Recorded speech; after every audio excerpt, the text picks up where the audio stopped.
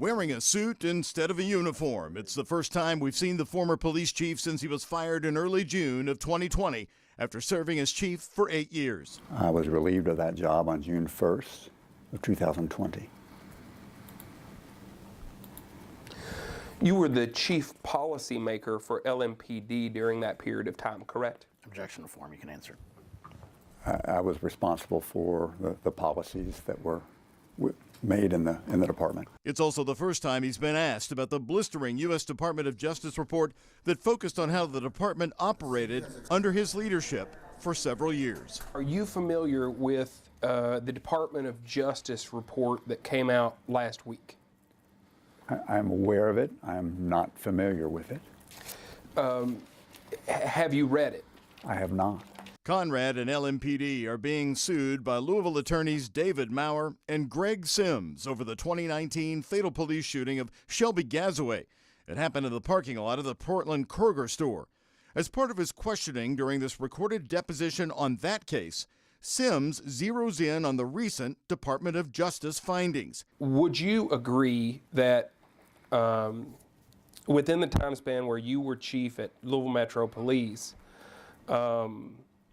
LMPD used excessive force, including unjustified neck restraints and unreasonable use of police dogs and tasers? Objection to form. You can answer if you know. I'm sure that there were times when that occurred. Would you agree that LMPD conducted search warrants based on invalid warrants? Objection to form. You can answer if you know. I don't know, but if it's in there, I assume it happened. Would you agree that LMPD unlawfully executed search warrants without knocking and announcing? Objection to form. You can answer if you know. I'm sure there were situations where that occurred, yes.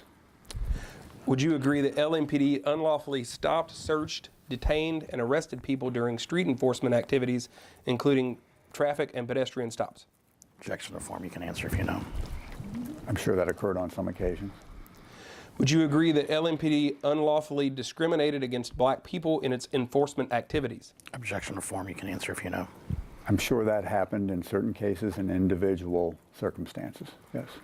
Would you agree that LMPD violated the rights of people engaged in protected speech critical of policing? Objection to form. You can answer if you know. I would not surprise me if that occurred. Did you know of specific incidents of that occurring? I do not. Would you agree that Louisville Metro and LMPD discriminated against people with behavioral health disabilities when responding to them in crisis? Objection to form. You can answer if you know. I'm sure there were situations where that occurred. Would you agree that the failures in leadership and accountability have allowed unlawful conduct to continue unchecked at LMPD? Objection to form. You can answer. That could have occurred. Would you agree that Louisville Metro and LMPD engaged in a pattern or practice of conduct that derived people of their rights under the Constitution and federal law? Objection to form. You can answer if you can. I don't know that, but it's, again, in the report, and I don't think the Department of Justice would have included it if they did not have sufficient evidence to make that statement. Okay.